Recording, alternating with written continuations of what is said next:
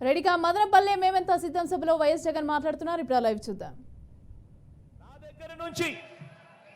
నా దగ్గర నుంచి మన పార్టీ కార్యకర్తలు కానీ, మన పార్టీ నాయకులు కానీ, మన అభిమానులు కానీ, మన వాలంటీర్లు కానీ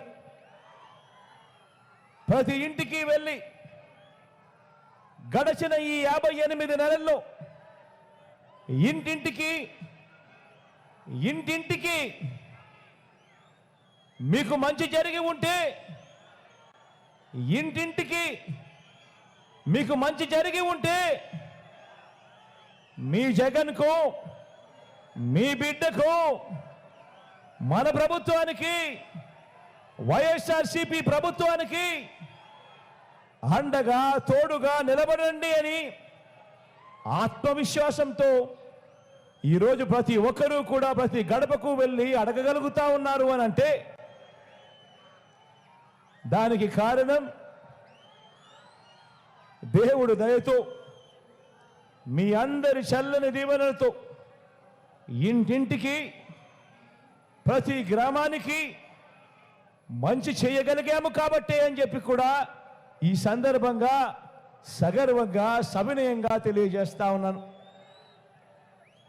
ఇవాళ ఎన్నికలు వస్తూ ఉన్నాయి అంటే ప్రతిపక్షంలో ఉన్న వారంతా కూడా విడివిడిగా రాలేకపోతా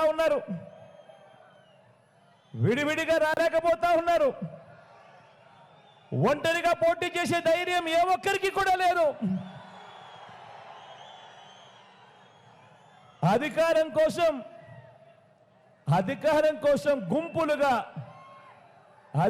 కోసం గుంపులుగా తోడేళ్లుగా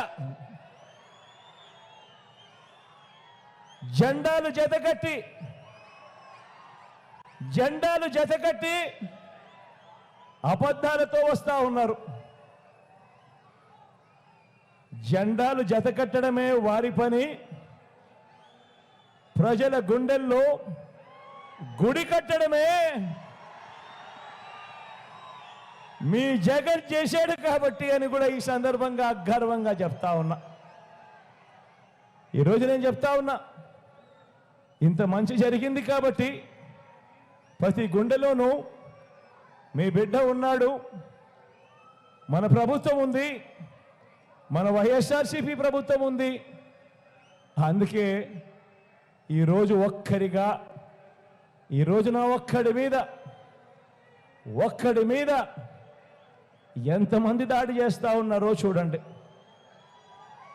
ఒక ఈనాడు, ఒక ఆంధ్రజ్యోతి, ఒక TV5, ఒక చంద్రబాబు నాయుడు గారు, ఒక దత్తపుత్రుడు, ఒక బీజేపీ, ఒక కాంగ్రెస్, వీళ్ళందరికీ తోడు కుట్రలు కుతంత్రాలతో ఈరోజు రాజకీయాలు కేవలం ఈ ఒక్క జగన్ కోసం, ఒక్క జగన్ను వ్యతిరేకించడం కోసం ఎంతమంది ఏకమవుతా ఉన్నారు అని అంటే ఆలోచన చేయమని అడుగుతా ఉన్నాను. మీ జగనే గన ప్రతి ఇంటికి మంచి చేయకపోయింటే, మీ జగనే గన మేనిఫెస్టోలో చెప్పిన ప్రతి హామీని కూడా నెరవేర్చకపోయింటే, మరి ఇంతమంది తోడేళ్ళు, ఇన్ని కుట్రలు, ఇన్ని మోసాలు, ఇన్ని జెండాలు జతకట్టి కేవలం ఒకే ఒక్కడి మీద ఇంతమంది వస్తా ఉన్న పరిస్థితికి కారణం ఏమిటి అని ఆలోచన చేయమని అడుగుతా ఉన్నా. కానీ వాళ్ళందరికీ కూడా తెలియని విషయం ఒకటి ఉంది. ఇంతమంది జతకట్టి వచ్చినా కూడా వాళ్ళందరికీ తెలియని విషయం ఒకటి ఉంది. 99 మార్కులు తెచ్చుకున్న స్టూడెంట్ పరీక్షలకు భయపడతాడా అని అడుగుతా ఉన్నాను.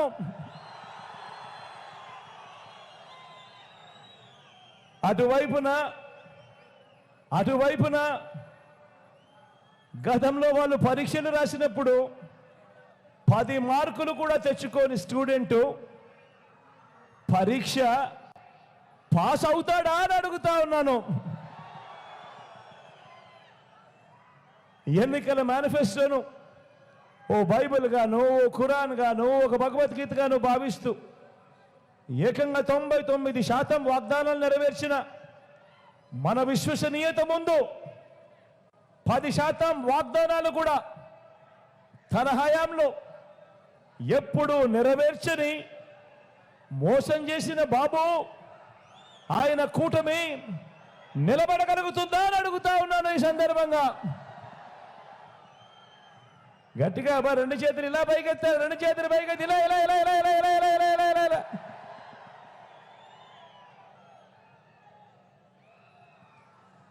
విలువలు విశ్వసనీయత లేని ఇలాంటి వారితో, విలువలు విశ్వసనీయతలు లేని ఎలాంటి వారితో, ఇలాంటి వారితో 30 పార్టీలు కలిసి వచ్చిన ఇలాంటి పొత్తులను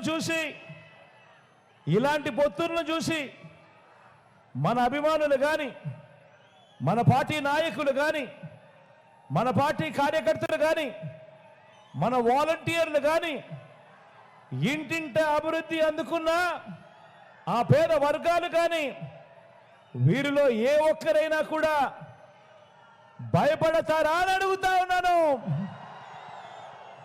రెండు చేతులు పైకి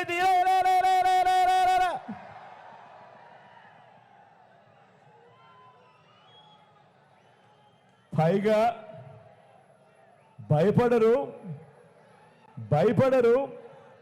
పైగా చెబుతున్న ఒకే ఒక్క సమాధానం, భయపడరు, పైగా చెబుతున్న ఒకే ఒక్క సమాధానం,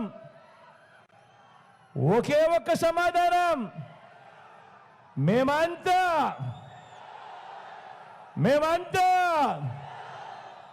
సిద్ధమని.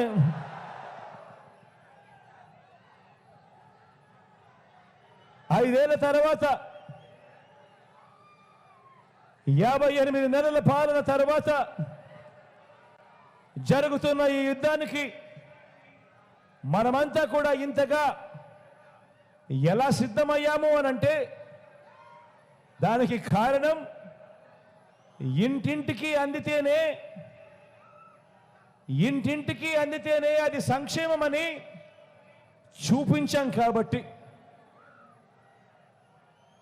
గ్రామానికి మంచి చేయటము అనంటే ఇది అని చేసి చూపించాం కాబట్టి.